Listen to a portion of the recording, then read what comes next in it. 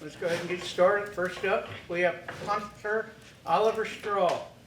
Questions for Oliver, Greg? So, Ollie, start with your difference this year, last year. Health, I know, is different, but how have you changed? Yeah, it's definitely been a big difference for myself this year, going through, obviously an injury in the second game last year, and then having to deal with that, and then having a procedure in the off season to clean up my knee. So it's definitely been a change. It's been definitely beneficial for myself, though. I feel like I've revamped my body. I'm in a lot better shape, probably the best shape I've been in since I've been here. It was a big, strength emphasis for myself, and I feel like my leg and the way that I'm hitting the ball, when I'm hitting the ball well, it's going a lot further than it ever has, and yeah, it's definitely been a big one. So it's been a big off season, and I'm excited to see how it plays into the regular season. Did that change your technique in either way that you approach the ball, your drop, any of that, or was it just a matter of getting stronger, helping with that recovery and injury prevention? No, I wouldn't say it changed the technique at all. I did have to wear a brace on my left knee for the most part of summer workouts, running, and also in spring. But we've worked through that, and I'm no brace now during fall camp and for the season. So it wasn't too much of a technique change. It was more so just a getting used to rebuilding my leg strength and being confident in both my ankle and my knee being healthy again. So I wouldn't say it's a technique change at all, but more so just gaining confidence in both of those areas. Punter, kicking is not known as a contact position, yet you hurt your knee. How did you do that? Yeah, so I had surgery on my knee probably back in 2016.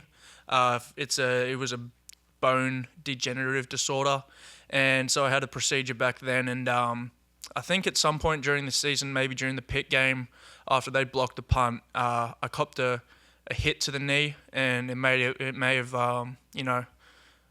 undone what had been previously fixed. And so after I came off onto the sideline, I kind of felt my knee a little bit and felt that something wasn't right. And as the season went on, it just kind of became clear to me that something was loose in there, and it was floating around. So there was two loose bodies floating in my knee that I had to have removed, and the doc did a really good job of that. And it just kind of happened on that play, I guess, and it was something that it's a freak accident. You can't really do anything to prevent, but it was probably on that play against Pitt.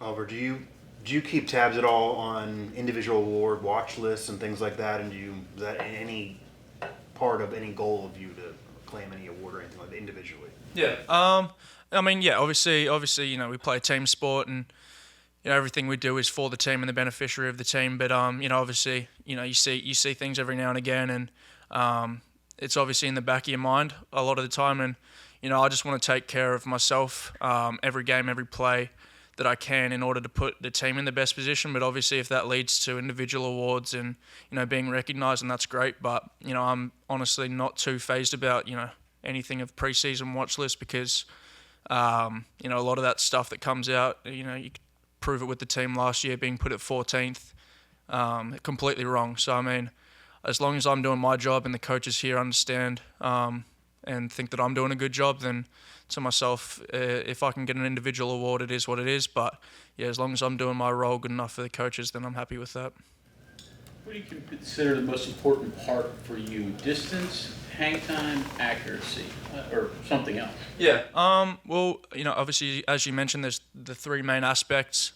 So if you have two of the three checked off, so distance and location, distance and hang time, as long as you have at least two of those checked off, you're in a pretty good area.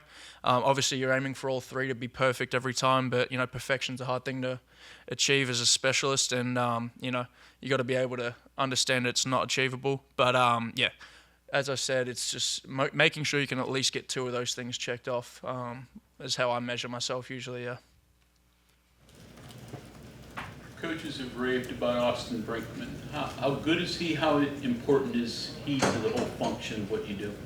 Yeah, I've said it before, and as the coaches have said, he's he's a special player, and he deserves all the recognition that he's gotten, especially in the preseason, because it's something that he hasn't gotten before.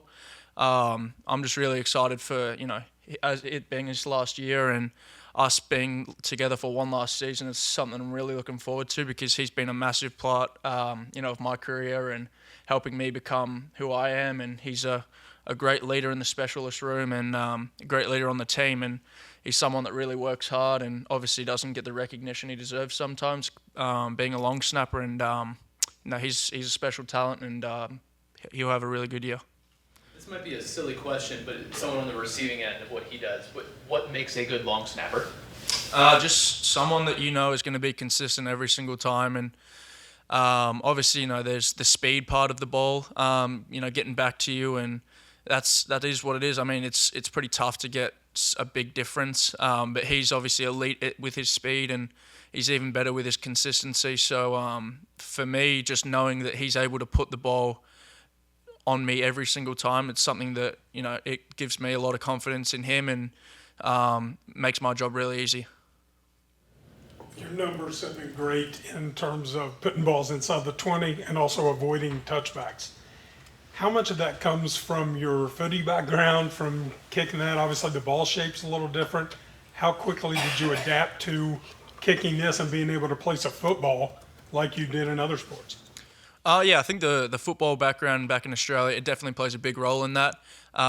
Being that we have to kick to different people, like individually, and hit them on a target, similar to how Austin does with his snapping. So it's definitely something that transfers over and really helps. And it's become more of a feel thing now, with the footballs that, the American footballs and the footballs that we have. It's definitely more of a feel thing.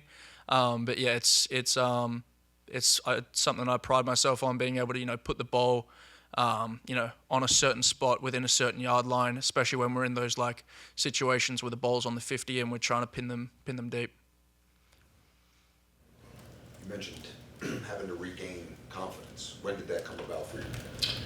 It's been a process throughout, winter, spring. It was, obviously tough having to, start pretty much from scratch, going into rehab. So, working with the athletic training staff, working with the strength coaches, and just getting myself back to where I feel normal again. Because obviously, when you have a procedure like that, and you can't bend your knee, it's a big difference. And it's different when you've had to be conscious of it, and to get yourself mentally in the spot where you're like, okay, now I can, forget about that and really just focus on my technique and, punt the ball freely. That was the big part for myself during spring especially. But summer and fall have just been about, trying to be more consistent and, play more freely as well. So, yeah. Have you had to make a tackle yet? We've been doing the tackling drills. I haven't had to make one live yet, so hopefully we don't need to this year. The goal is to get fair catches on every single punt, but yeah, I'm working the tackles if I need to as well. Sometimes wake up in the middle of the night dreaming of the chance. Yeah, I do sometimes have a few dreams about making a big tackle, like a Pat McAfee style hit, but yeah, I've never had to make one yet. But if the opportunity's there, I'm definitely gonna have to put my body behind it. So you lived in the United States for a little while before you got here, but was there anything about American football that surprised you when you first arrived and started playing? I think for myself, the speed and the physicality is definitely a lot more violent and a lot more tenacious than I ever thought it was. Obviously, watching it on TV is a bit different to, being up close and seeing guys, change direction like that, and also hit as hard as they do. So I think the physicality and the speed that some of these guys have is it's remarkable, and it's definitely something I didn't expect to be as good as it is. But yeah, those two things are probably the biggest. American football players or Australian rules football? I'm gonna defer from that question just because I don't want to upset anyone. But a lot of the guys here hit hard, but they also do wear pads, so it's up for debate. We'll have to get some of the American guys over to play some Australian football, and I'll let them decide. Anybody on this team who you think would be really good if they went over there? It's a great question, actually. I feel like there's a few guys that could definitely play both sports, but Cole Taylor's one of the guys that I've seen. He's got a really good hand-eye coordination. Obviously, he's got the size. He's quick enough, and he's got the endurance as well. So I think he'd be one that can definitely transfer over. Yeah.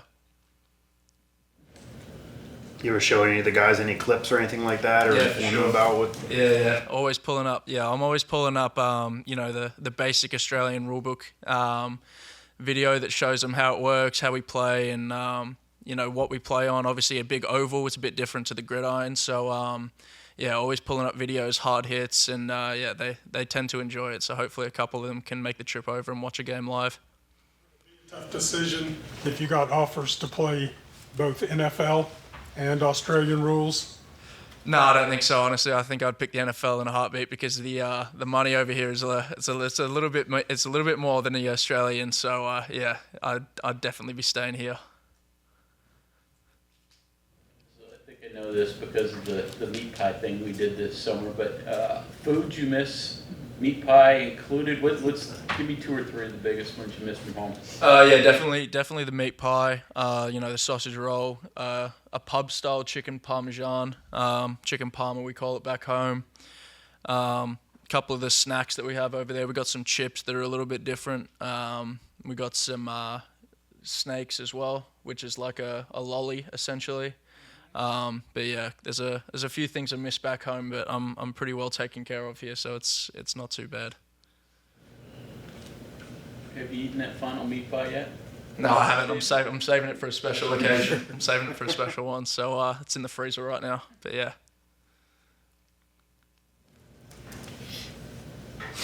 Okay, anything else for Oliver? All right, thank you very much. Appreciate it, guys. Thank you.